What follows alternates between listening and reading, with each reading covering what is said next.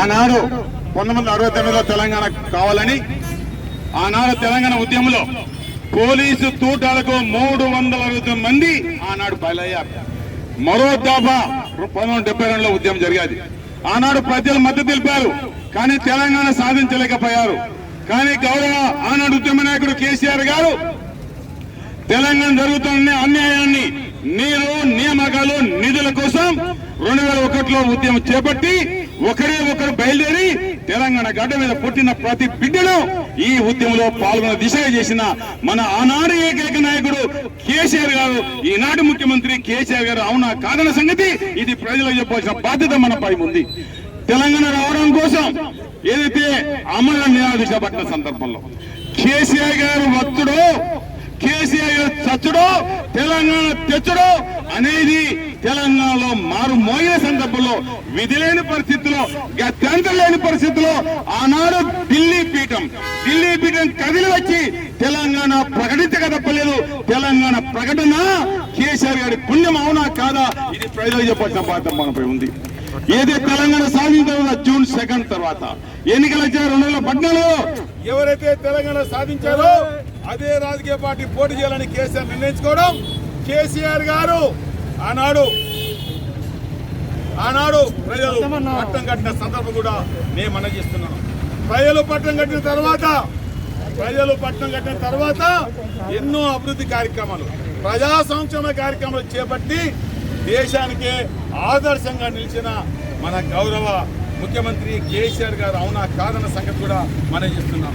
ఈ సందర్భం రెండోసారి పట్టణం కట్టారు. ఎన్నో అభివృద్ధి కార్యక్రమం చేపట్టి దేశానికి ఆదర్శంగా నిలిచిన మన గౌరవ ముఖ్యమంత్రి గారు. ఈ సందర్భంలో కళ్యాణ లక్ష్మి కావచ్చు, సాది మూపన కావచ్చు, అదేవిధంగా మేడిగడ్డ ప్రాజెక్టు కావచ్చు, రైతు బంధు కావచ్చు, రైతు బీమా కావచ్చు, ఎన్నో కార్యక్రమాలు చేపట్టిన మహోన్నత వ్యక్తి మన గౌరవ ముఖ్యమంత్రి గారు అవునా కాదన్న సంగతి చెప్పడం.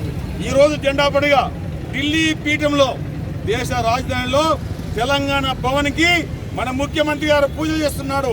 ఈ గౌరవం తెలంగాణ గడ్డ మీద పుట్టిన ప్రతి బిడ్డ గౌరవం. అందుకే ఏదైతే ఢిల్లీలో భవన్ కడుతున్నారో తెలంగాణలో మన దగ్గర మొత్తం ఎంటైర్ తెలంగాణలో మన దగ్గర 144 అది కౌన్సిల్ కాడ కావచ్చు, సర్పంచ్ కాడ అన్ని ప్రాంతాల్లో జెండా వందనం బ్రహ్మాండంగా ఈరోజు మనం జరుపుకుంటున్న సందర్భం కూడా.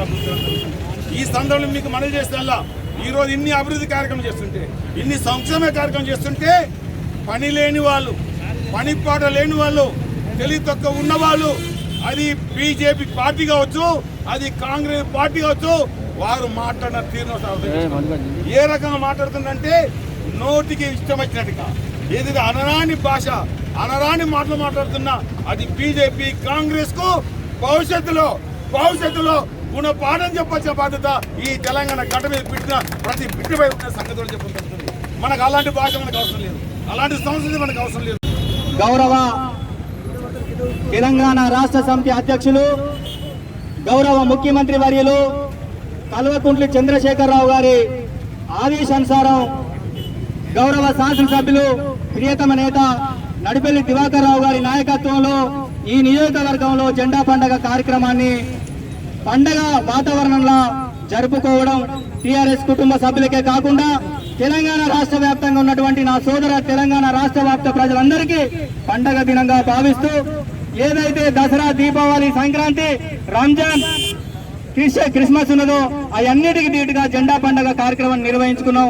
ఇంత గొప్ప కార్యక్రమం గౌరవ శాసనసభ్యులు నడిపేరు దివాకర్ రావు గారి నాయకత్వంలో మంచిర్యాలలో చేసుకోవడం, ప్రతి కుటుంబానికి అండగా ఉంటామని తన తెలియజేయడం మనకు సంతోషకరమైన విషయం.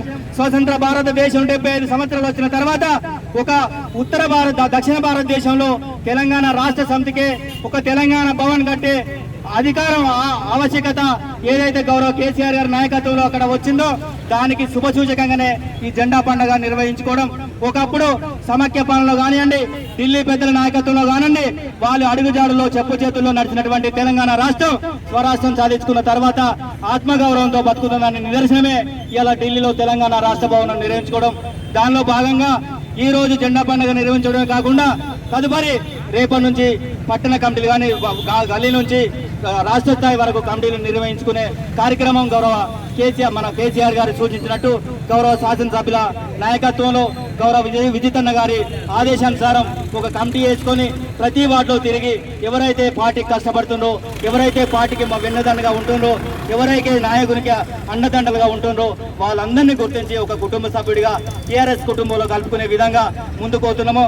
దయచేసి ఇదే ఒరవడి రాబోయే రోజులలో కూడా చూపెట్టి మనం కేసీఆర్ గారికి మనోధైర్యంగా ఇక్కడ భారీ మెజార్టీతో గౌరవ విజితన్న గారిని రాబోయే ఎన్నికల్లో గెలిపించుకోవాల్సిన బాధ్యత మన అందరిపైన ఉన్నదని తెలియజేస్తూ